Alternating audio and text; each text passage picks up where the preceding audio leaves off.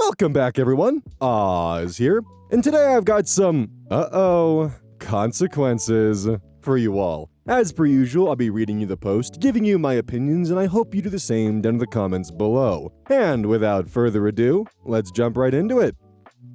Cross-posted to r/OhNoConsequences by Starry Gecko. Originally posted to r/bestof and collected by Choice Evidence 1983. Their tagline is, "It dawned on me that he was a wizard." The original OP is Odd Resolution 5357, posted to r/AmITheAsshole, May 29th, 2025. My wife and I have 3 kids. Our youngest, Emily, turned 6 last Sunday. We recently had to deal with an issue in Emily's school. Last year, a new student joined her class and started bullying her. He'd make fun of her, call her names, and steal her stuff to hide it around the school. On 2 occasions, the bullying got physical. It took us a while to sort everything out because the boy's parents were a nightmare, and nothing the school did worked. Finally, they threatened to expel him if he didn't leave our daughter alone, and his family got him to stop. He hasn't bothered Emily in months, and she's doing much better. Because of how much of an ordeal this ended up being, many of our friends and family members know what happened.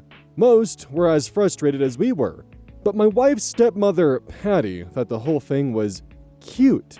Even after we told her everything the boy did, she still insisted he probably just liked Emily and didn't know how to show it.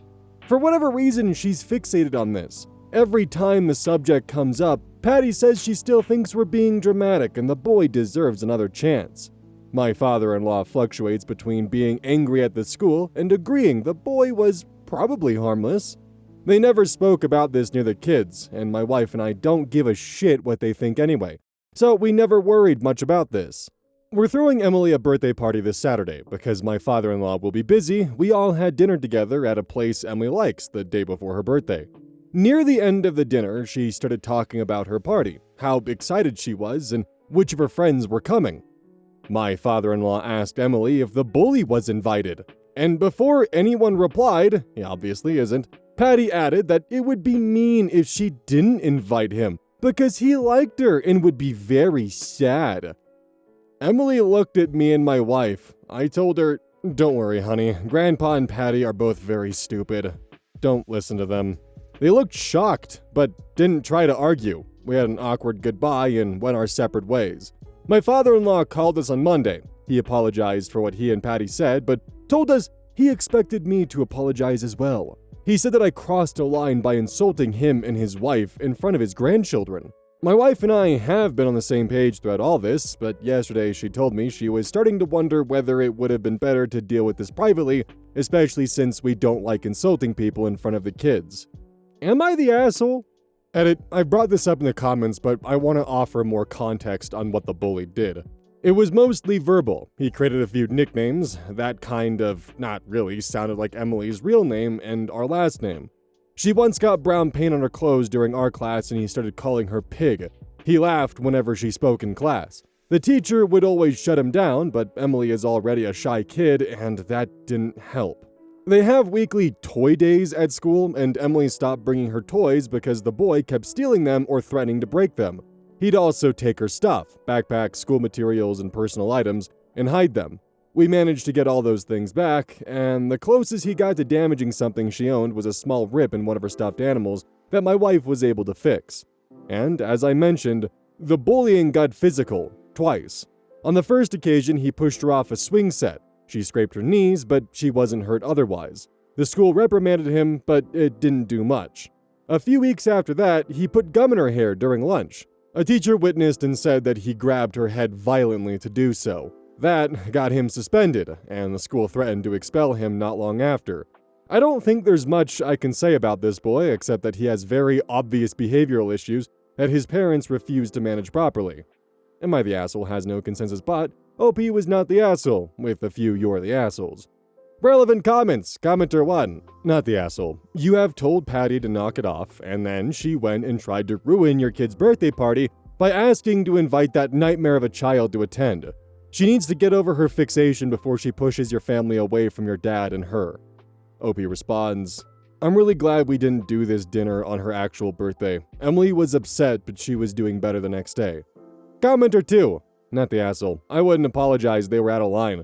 You have to take bullying seriously. kids are harming themselves just from being bullied. And they really need to stop with, "he likes her," and meant no harm. Nothing is cute about being bullied and harassed. Lofi responds, "Patty's whole attitude about this has been infuriating. We've barely spoken about this boy in months, but she feels the need to bring him up every single time." Commenter 3. There was probably no other way to make your mother-in-law shut up, so not the asshole. What I find disturbing is that your mother-in-law prioritizes a bully over her own grandchild. Since when is bullying a sign of affection? If it walks like a duck, talks like a duck, chances are it is a duck. Seen in a wider context, your mother-in-law enables and makes excuses for the kind of toxic behavior that men display towards women on a daily basis. Instead of protecting her grandchild, she exposes her to a bully. That's seriously insane. Lofi responds, "Back when we were having to deal with the boy's parents, one of the excuses they used, referring to the name-calling, was that all boys behaved like that around girls. I think about that a lot, because I know it's not true. Neither of my sons are like that, nor did I act like that when I was a child, and because of how disheartening it is that people could enable that." Downvoted commenter, "You're the asshole. You just called your father-in-law a name in front of your daughter. They're from a different generation, yes. They were wrong, but so are you. They aren't just your in-laws. That's your wife's parents and your daughter's grandparents." Isn't that what a fucking in-law is? You owe your wife, your daughter, and them an apology. Opie responds, "Firstly, Patty is not my wife's mother or my children's grandmother. That's my mother-in-law, who is still alive and kicking. Secondly, my father-in-law is in his 60s, so not that old. I don't really consider that a good reason to be soft. You can absolutely make the argument that I should apologize, but not for that reason." Commenter 4. Patty downplaying your daughter's trauma in front of her would be it for me. I wouldn't let anyone around one of my kids that tried to downplay or minimize the hurt they had suffered by their bully, and I'd tell them that. It'd definitely take a time out from seeing Patty for a while, because I'm sure her comment confused your daughter. Opie responds, "Emily cried on the way home. We had to tell her she wasn't being mean to the boy." Opie gives an example of the physical assault. Opie, the physical harm part is being brought up pretty often, so I'll take the opportunity to clarify what I mean by this. On the first occasion, he pushed her off a swing set. She scraped her knees, but wasn't hurt otherwise. The school reprimanded him, but it didn't do much. A few weeks after that, he put gum in her hair during lunch. A teacher witnessed and said that he grabbed her head violently to do so. That got him suspended, and the school threatened to expel him not long after. What steps did the school take to deal with the bullying situation? Opie responds, "The school actually handled everything better than we expected, but we could tell they were having trouble with it because the boy was very difficult to deal with. Transferring him to a different class didn't work, sending notes to his home didn't work, setting up meetings between us and his parents didn't work. Not even suspending him worked. We could always tell the school was trying, but nothing they did stopped him or convinced his parents to do something until they threatened to expel him." Does Patty have any kids? Opie responds, "She doesn't have kids. My wife and her sister don't consider her a second mom either." Update, June 4th, 2025, 6 days later. I'm very grateful for the advice and support you gave me on my first post. To get it out of the way, Emily's birthday party went off without a hitch, and she had a great time with her friends. It's always bittersweet watching our little girl grow up so fast, but me and my wife enjoyed ourselves as well. We talked more about what happened over the last few days. My wife made it very clear that she didn't care that I called her father and Patty stupid, and didn't think I should apologize, but was concerned about our kids thinking I was a hypocrite. We always aim to teach them to be kind and avoid insulting others, but it doesn't feel fair to hold them to standards we don't hold ourselves to. So, Friday night, we sat the kids down and discussed what I'd said. We explained that I was upset at what my in-laws had done and was trying to protect Emily, but that what I said was still not nice and they shouldn't repeat it. I apologized for the language I used. Besides that, my wife and I also talked about how we deal with her father and Patty. I told her I wanted them to apologize to Emily and I wouldn't say a word to them until they did. She agreed with me. After the party, she texted her father the following. This is a translation.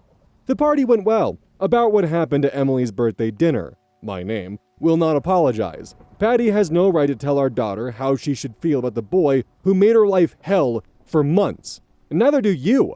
I'll call you tomorrow, and you'll apologize to your granddaughter. If your wife wants to continue being a part of the children's lives, she will too. And if she mentions that boy again, I'll have to seriously rethink the role we're letting her have here.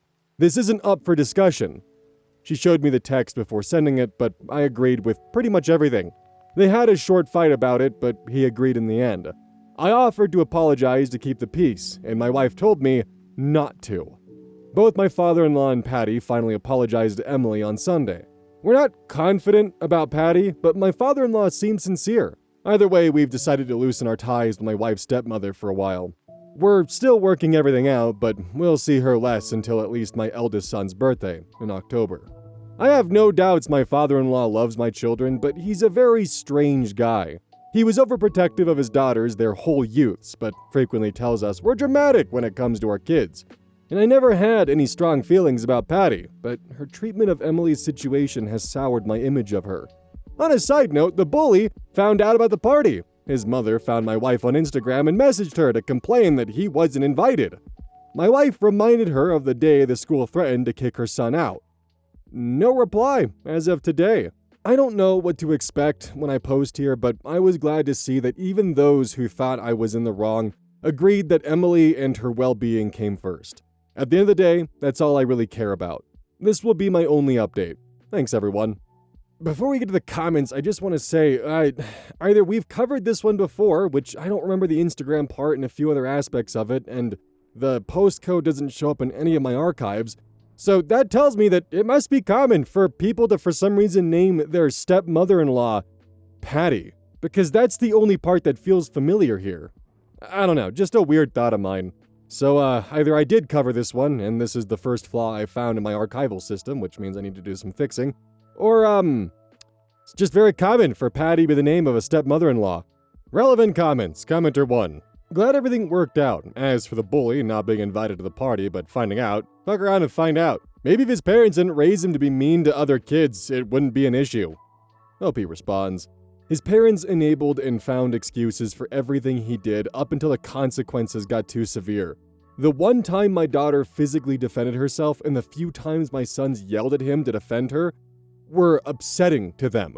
They disapproved of everything the school did to protect Emily, including moving their son to a different class. Commenter 2. I'm glad you taught your daughter that abusive peers don't like her. That kind of thinking is insane. I'm 60 and I hated hearing it when young. OP responds. Both me and my wife hate it too. It was especially infuriating when we were having to deal with the bully and his parents, and Patty started trying to convince us that the boy had a crush on Emily.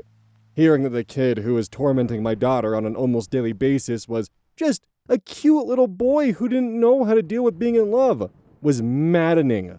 Any chance that Patty knows or is friends with the bully's parents? OP responds, highly doubt it. We never gave Patty or my father-in-law any last names, and they're not involved with my children's school otherwise.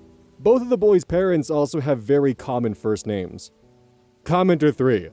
It's hard enough watching your child go through something like that, but when the other parents enable the behavior instead of taking responsibility, it just makes everything worse. I'm glad your kids stood up for Emily. Sounds like they did the right thing, even when the adults didn't. Opie responds, I guess it would be hard to watch someone call your sister a pig and not do something about it. My sons are both older than Emily and the bully, so I'm glad they didn't get physical, but I'm proud of them for defending her. Commenter 4.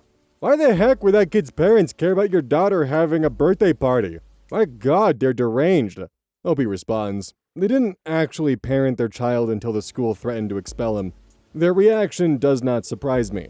My wife showed me the mother's text. She essentially said it wasn't fair to exclude her son and gave some of the same excuses for his behavior she had been given during our meetings at the school. My apologies if this is one I have previously covered, but I think overall, though, the biggest takeaway from this is, well, one, OP and his wife are solid parents. They've got good morals in place, they're willing to admit their mistakes, and they're willing to call out their own accidental hypocrisy to better teach their daughter how to behave and, well, be a good person. Meanwhile, Patty's hitting it with the boys'll be boys, he just likes her. It's rude of you not to invite him to her birthday party. Yeah, crazy thought. If he actually does like her and, is actually, having a crush on her as like a schoolboy, then maybe the parents should sit down and have a conversation about more constructive ways to actually express your emotions that aren't just violence. I remember when I was like 6 or 7, god fucking damn it, and on the playground, I remember I was kind of a bit of a bastard because I didn't really know how to fully express my emotions, so I was always very standoffish with the girls because I didn't want to be made fun of for like participating in girly activities. But sometimes like the girls in the class, they would set up like salons and whatnot, like salons in quote, where they would have like a little station where you would get your hair cut. They would just like with their fingers snip or paint your nails with like little paintbrushes and water. I ate that shit up and I constantly went through it. And then I started to notice that I was the only boy who was allowed to go through it. And I might just be an idiot. Posted to UhOhConsequences by Little Soda Pop 13. Originally posted to r/bestof. This post was collected by Kitten Dealin' Mama. The original OP is Last Climate 2159, posted in r/TrawOffMyChest, December 16th, 2022. My soon-to-be former mother-in-law is why I'm divorcing my husband. Throwaway, since my husband uses Reddit. I'm planning to divorce my husband. I'm not here to have people try and change my mind. I'll follow through, no matter what everyone says. I, 23 female, and my husband, 27 male, have been together just shy of 4 years and married for nearly 2. And I'm done. I have done everything. I agreed to slow down college classes so that I could stay home more while he worked and had to take even less once I got pregnant with my 1-year-old. I'm a stay-at-home mom, and he's the breadwinner. I do all the cooking, cleaning, child-rearing while taking my classes, all of which are online so I can watch my daughter. I agreed to this because I thought on his days off, he'd help me. He'd take care of my daughter and let me rest or go out with my friends. And that hasn't happened at all. He comes home and goes to his man cave to game for hours at a time. When I do see him, he always complains about something or other. Usually chores I missed or to tell me dinner's taking too long. And my mother-in-law, who I've tried to get along with for the sake of my husband and daughter, is simply a bitch. She's a self-proclaimed boy mom and told me when she met me that I'd never be good enough for her son. She raised him to be lazy. He doesn't know how to cook the most basic of meals, clean, and God forbid I ask him to watch my daughter. He hates babysitting. In quotes. Weaponized incompetence is a behavior I've become familiar with, to say the least. Whenever we have a fight, he runs to mommy, and she'll call me to scream at me and tell me I ruined his life. His dad is no better. He gave my husband a cushy job in his company. He doesn't deserve. That definitely pays him too much, since I know he probably just bums around the office all day yelling at people. I have a bag packed, money saved, and will be going to my brother's, and my sister-in-law, who's a lawyer, has agreed to help me divorce the useless pile of shit that I married. I'm ashamed to admit when I called him and sister-in-law about them helping me, they told me they'd been waiting for me to open my eyes and realize I needed to leave. I wish that I could stay and raise my daughter with my soon-to-be ex, but I finally realized he'll never change or grow, and that my mother-in-law is enabling his behavior and will never accept me as her daughter-in-law. In the comments, why do you keep saying my daughter and not our? Opie responds, because he doesn't contribute to raising her at all. She's my daughter, and nothing but a nuisance to him that he has to deal with making noise while he games. About letting mother-in-law babysit. She never babysits or visits. We live too far, 30 minutes away by car. I'll be miserable staying with my husband. Without him, I have my brother, sister-in-law, parents, and extended family to help me, and I can go back to college full-time and get my degree. I would leave him without a support system or penny to my name because no matter what happens, my life will be significantly better without him in it. Comment says, doing everything at home without help was equal to the husband working all day.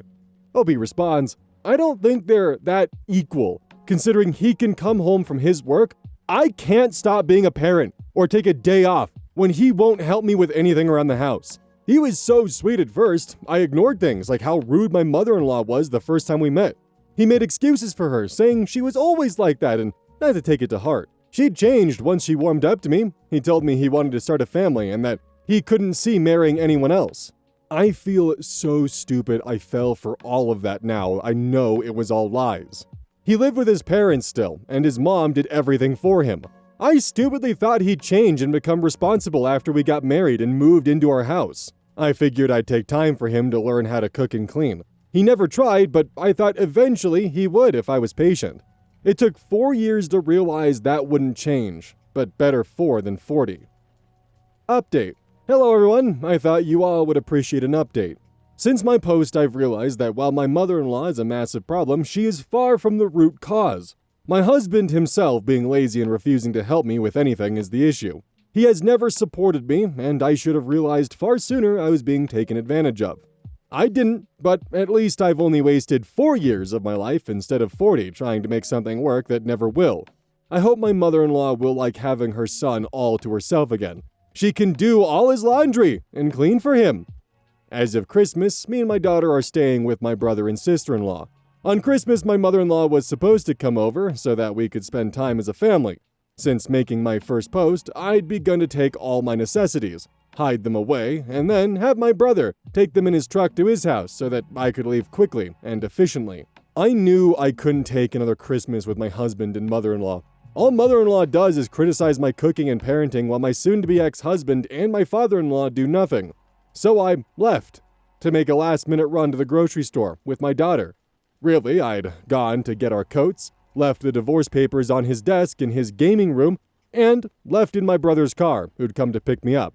I turned off my phone, and we had a laid-back night eating Chinese food and watching Christmas movies. Sister-in-law is helping me with the divorce and custody negotiations, both of which she's optimistic that I'll get the majority of my demands. Since leaving mother-in-law, ex-husband and father-in-law have all called me to scream at me, and I've recorded everything. And I will be using every text, phone call, and voicemail to ensure I get full custody. Thank you to everyone who wished us well. I hope you all had a happy new year. So the consequences for this one are incredibly obvious, but this does give me a new line of thinking. What is the mother-in-law anticipating will happen, or any mother-in-law who's in this situation anticipating will happen?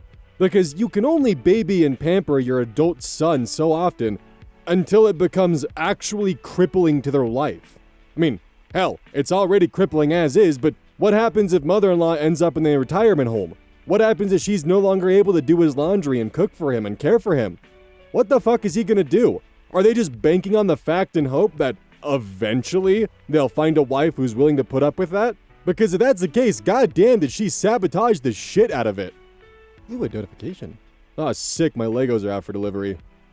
As I was saying, the boy mom epidemic needs to be, studied, because I'm actually genuinely curious how many of, the victims of the boy mom mentality are going to essentially just be stranded and lonely because of the kind of shit their parents did. If I ever meet another adult who tells me that they're a boy mom, oh, I'm a boy mom, oh, and I'm a front door enthusiast, which mine is right there. You should investigate it from the outside, please. Posted to, UhOhConsequences by me. Originally posted to r/bestof by Selany, and their tagline is Team Pie. The original OP is AB Canon XYZ Anon, posted to r/legal advice. Made a terrible mistake and I may lose everything. Coworker is suing me. Using an anonymous account to protect myself. I'm in the medical field and I got close to another coworker who's not in the same field but also a medical professional. Below me. We went out for drinks as a group and I thought we hit it off. Went home with her and we had sex. She immediately regretted it and left. Her excuse was, "You don't shit where you eat."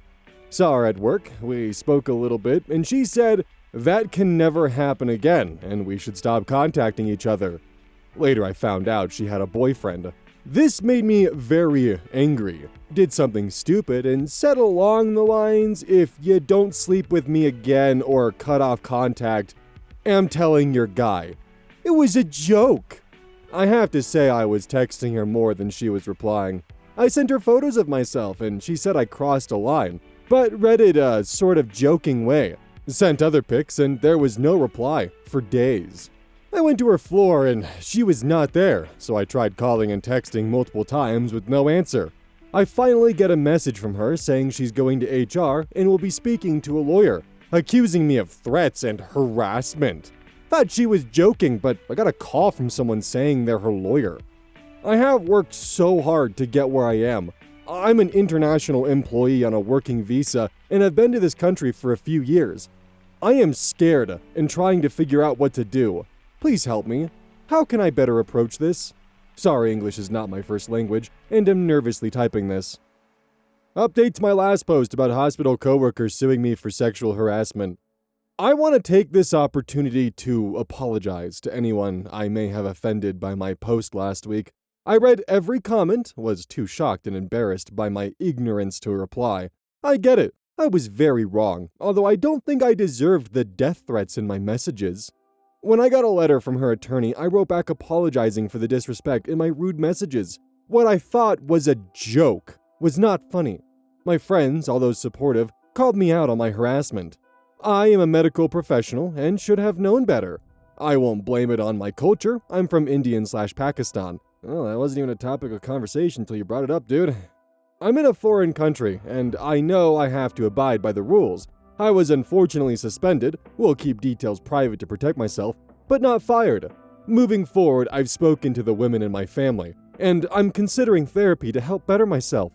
I am willing to show that I'm working on myself, and very sorry for the hurt I caused. Biggest mistake was not getting my own lawyer like everyone suggested. Thanks again, and happy holidays to you all.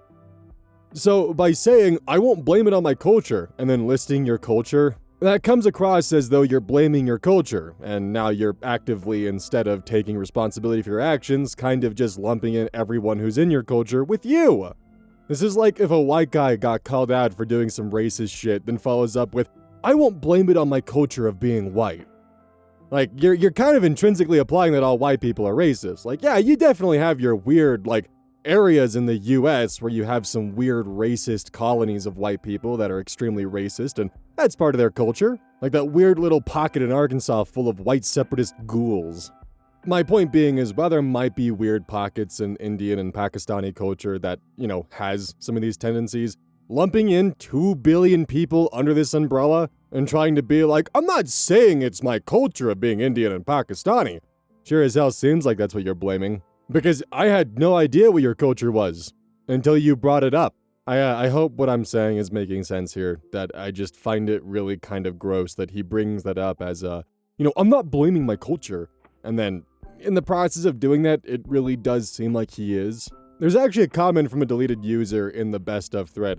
I'm an Indian, and in our company, we are given training for sexual harassment that isn't any different from the ones foreign employees get.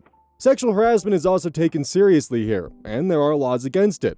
The courts suck ass, but there is a law against this, and HR and companies will do something about it. At least in a way similar to what American companies will do. So I don't know why so many dudes abroad act like the idea of this being unacceptable is so different and foreign. I swear I have at least 3 friends who have been coerced to have sex using these same threats. This guy didn't make a mistake or joke around. He knew exactly what he was doing. I really hope he faced some actual consequences. What a colossal piece of shit. So the most consequences he did end up receiving were being suspended, but chances are that ended up escalating with time because the suspension was probably done so they could actually begin to do some investigation behind the scenes. But he definitely knew what he was doing. Constantly sending picture after picture even though she told him to stop. Oh, I thought she was just joking when she told me to stop sending her nudes. And then, of course, my favorite joke, which I'm not really sure how this could ever be fucking perceived as a joke and not a blatant threat, when he said, I did something stupid and said along the lines of, if you won't sleep with me again or cut off contact, I'm telling your guy. It was a joke. Imagine if I was, visiting someone's home and looked them dead in the eyes and said, wouldn't it be so funny if I grabbed your grandma's urn and threw it on the floor really, really hard? Wouldn't that be so funny? As I slowly walk towards it. It's just a joke, dude. Why are you getting so defensive? Dude, that's not a joke. That's you threatening her to try to coerce her into having sex. Did she cheat on her boyfriend? Yeah, but does that invite you to do whatever this fucking behavior is? No. 2 wrongs don't make a right. User clever username 531 collects some additional comments from the original post, which are just kind of ragging on OP. User Missio's comment on the original thread was quite satisfying to read. I'm glad this dude was told these things, and I hope they've started to sink in. Okay, let's abandon the completely ludicrous idea that you thought all of this was a joke. You didn't just make a mistake. You made a series of very bad mistakes that range from sexual harassment to blackmail. Those aren't mistakes. Those were deliberate actions on your part to try to coerce a sexual relationship with someone who repeatedly told you to stop. This isn't a cultural issue or American law issue. You just didn't give a shit that she didn't want to have sex with you anymore and tried to coerce her into sex. You're lucky if all you lose is your job, and frankly, you deserve to. After you're fired, get a lawyer to help you deal with your employment visa. If you're arrested for sexual harassment or blackmail, ask for a lawyer and don't speak to the cops at all. Edit. Some more fun comments from that thread. Non-legal advice, which also counts as legal advice. Stop harassing a woman who has made it clear she does not want to be contacted by you. And don't send unsolicited nudes, you dunce. From Palindromer 101. And this one made me laugh, r/oddly specific. That's a good one. Really excited to hear how the "oh, I thought she was joking" defense holds up in court, while her lawyers eat your bones. Because they will eat your bones, dude. There isn't a lawyer in the world who can save your ass. And then I had to include this grade A reference from user Sperm Kittens. Great. With the comment, "the bones are their money." For the 30 of you who get that, you are very welcome. Originally posted to UhOhConsequences by Similar Shame 7517. Cross-posted from r/malicious compliance. Boss wants 2 weeks notice. Company loses thousands. This is my granddad's story from the late 60s to early 70s in England, and to note, he was doing very poorly when he told this to me, so this is the story that I managed to hear. So, there's bits missing, and not a lot of specifics, so all of this is what I gathered. Back when my granddad was younger, he used to work in a factory making engines for cars, and despite being a hard worker, he was always disrespected and underappreciated, and he felt it more so with his boss. And despite his boss holding very little power over a very little area of the factory, this boss would constantly yell and exert his power over everyone. This story starts when the company buys this machine from Germany, and what I could gather from my granddad, this machine was like a computerized machine before computers were really a thing. So instead of one computer doing all of these complex calculations, you have pegs and wires that you need to physically move to work with this machine. But he didn't say what the machine did. Now obviously this was complex, so the company sent a small group of workers to Germany to be taught how the machine worked over 3 months. And a group of Germans would come to England to build the machine. My granddad wasn't one of the people who went to Germany, so he stayed. But instead, he watched the Germans install the machine. And despite the language barrier, my granddad understood how it worked and how to fix it. Pretty much everything he would have learned if he went to Germany with the other workers.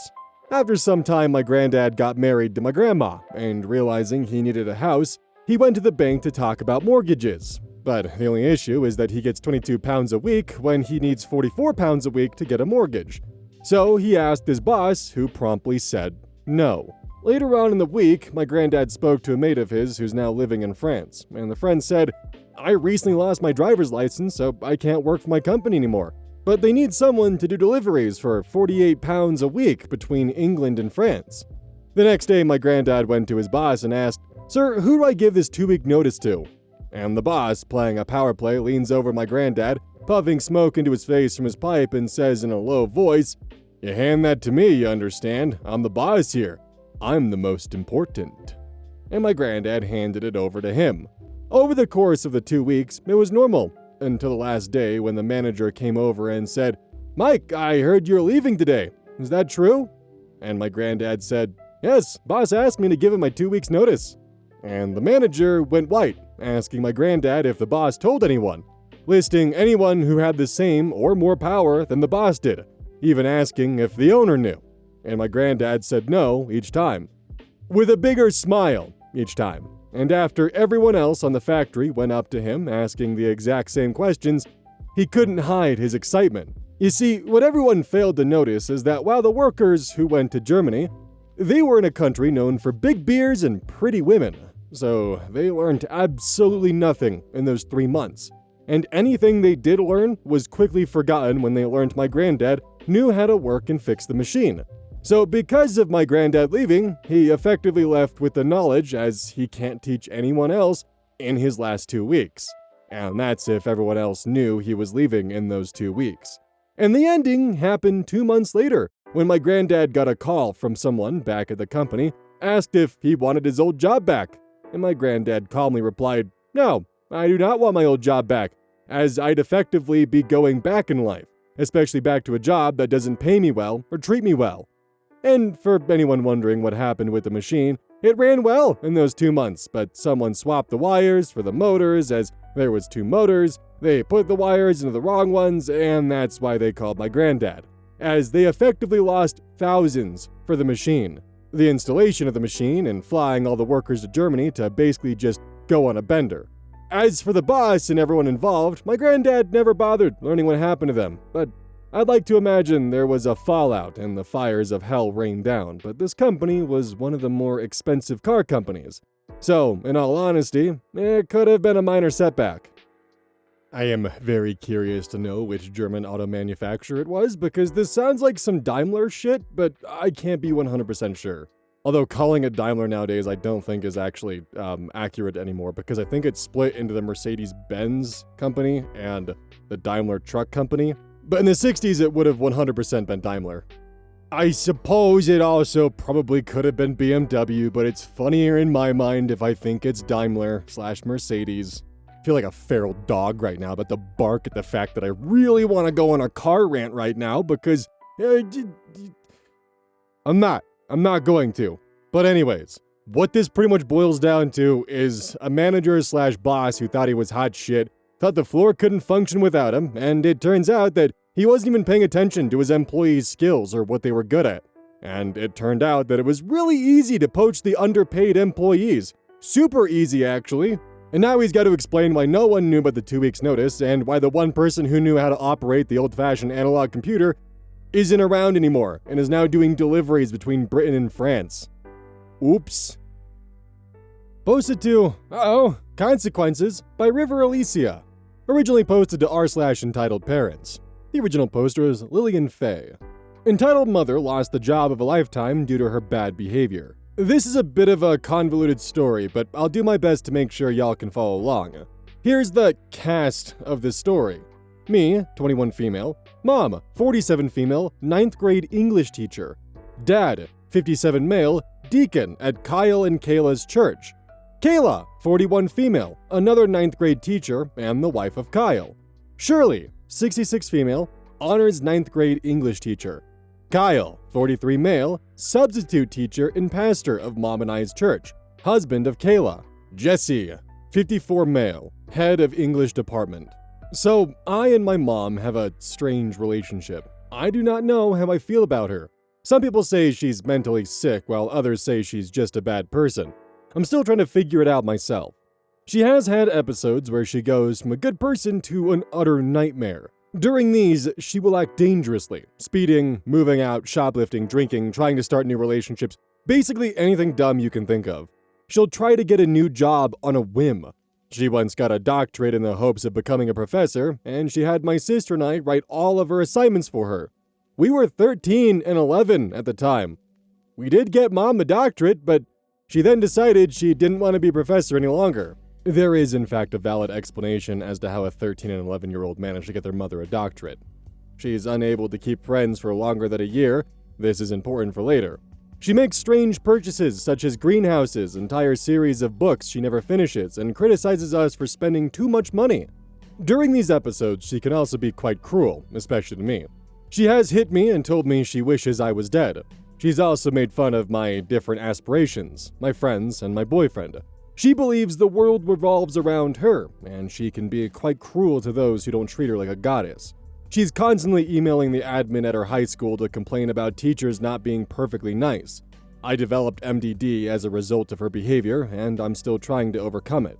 I'm always on edge around her, even when she's acting like the warm, kind person she can be. Now, Mom is an English teacher at a local high school. I did not have her as a teacher. I instead had Shirley, and I loved her. She was caring, kind, and very understanding of all of us. She was willing to extend deadlines. She introduced me to my favorite book, Great Expectations. I adored her. For a while, she and Mom got along, but Mom did what she always does and decided that Shirley was a terrible person, and she would never talk to Shirley again. She even told Shirley as such in a phone call. I wasn't even allowed to invite Shirley to my high school graduation party. Shirley still sent me a card, which Mom made fun of. She said something about how Shirley was too cheap to get me an actual present. But Shirley has now decided to retire and spend time at home with her grandchildren. That opened up her job position. Mom has dreamed of being an honors teacher ever since she first started working at the high school, 9 years ago. She always talks about how much better behaved her students would be if she taught honors students instead of the normal riffraff. All of a sudden, she decided to rekindle her relationship with Shirley. She unblocked Shirley's number and was calling her every night. She would ask Shirley for her curriculum so she could start to amend it for her future classroom. She often complained that Shirley was acting cold and didn't understand why. Dad and I tried to caution her, saying the job wasn't guaranteed yet. But Mom wouldn't listen. As far as she was concerned, she was a shoo-in for the job. She didn't think anyone would dare challenge her. Lo and behold, the principal went up to another teacher in her department, Kayla, and asked her to apply for the job. Kayla has only taught at my mom's school for 1 year. I don't know Kayla very well, but I like her. She's good with English and speech and even helped give my sister some tips for speech competitions. She's a bit quiet, but always polite and very involved with our church. She's the wife of the church pastor, Kyle, who also substitutes in our school. She's tried being friendly to Mom and always asks me to tell her hello if I'm at church, and Mom isn't. Mom never reciprocates. Now, I don't know if Kayla knew Mom wanted this job. Dad says it would have been cruel for Kayla to apply for this job if she knew how much Mom wanted it. I'm not sure I agree. It doesn't matter too much, as Kayla applied for the job one way or another. With 2 applications for the job, the man supposed to decide, Jesse, balked and asked some sort of committee to make the decision instead. The committee reviewed Mom and Kayla and eventually decided that Kayla would get the job. Mom is in hysterics. She can't believe that a teacher who's been at our school for less than a year would get the job over her, an 8-year teacher with a doctorate. She's convinced that the school is plotting against her and that Kayla is a vindictive little you-know-what. She's emailing and texting the superintendent, the principal, and even other teachers in an attempt to make the school reconsider and give her the job instead of Kayla. She's even told Dad that he needs to stop being a deacon at our church and to leave the church altogether because Kayla and Kyle go there. She thinks Kyle is also involved and I don't see how. And if he doesn't, she's threatening to divorce him. My brother, who is autistic and dealing with psychosis, is now convinced Mom is a demon and keeps rocking back and forth on the couch.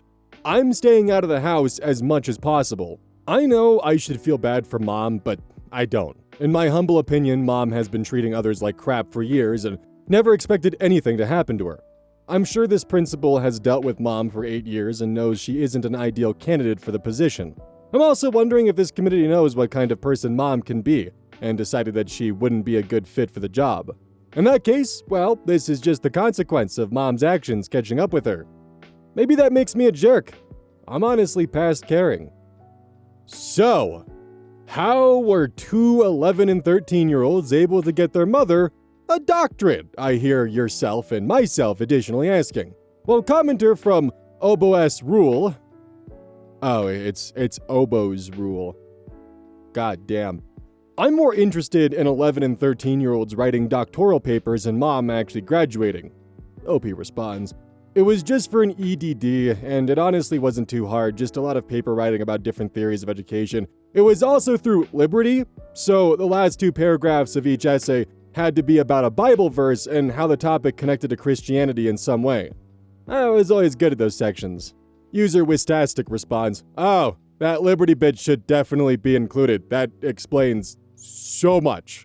User Synthetic God 8 responds, so it's a Christian degree mill. Easy doctorates for anyone who puts in the bare minimum. My guess would be is that committee probably had a laundry list of reasons not to allow OP's mother to be the honors English teacher. And with the moment they had a new candidate that might actually fit in perfectly, it was just a shoo-in. Because why choose the unstable teacher who's constantly causing problems with staff and kind of being a bit vindictive or problematic or just a pain in the ass at times, to essentially represent your school's honor program? Yeah, no thanks. I'll pass. Oh boy, we're at the outro. Kind of excited today because I actually, using Gamer Subs money, was able to buy a new washing machine and dryer. So that's That's pretty cool. Excited for that, because the previous one was leaking, and like I realized after doing a few wash cycles, there was a big puddle of water on the floor.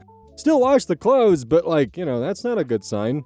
Not to mention the dryer, the temperature sensor sucked, so when you put it on normal settings, it would like detect the humidity to see if it could end the cycle early to save power, but like the clothes would always be damp because like it would just fail to properly detect it because I guess the sensor was a little too overzealous. It's like half the time my clothes would just be like stinky because like it just didn't go, so I was always on time dry instead, which then, you know, would just bake the clothes. So I had to start running the dryer at like an hour and 30-minute cycle on the lowest possible temperature so that way it wouldn't like destroy the clothes but properly dry them. And then I started having to hang dry them. Then it reached a point where it's like, I'm putting all this effort in to do laundry when I should really just, you know, splurge and do something nice for me for once and buy a new washer and dryer. So anyways, the Best Buy guy will be here in 3 hours. So that's cool. But yeah, I definitely use code OZ at checkout with gamer subs. Maybe I'll replace my fridge next. That'd be cool. Anyways, code OZ at checkout, 10% off. I'll catch you all later.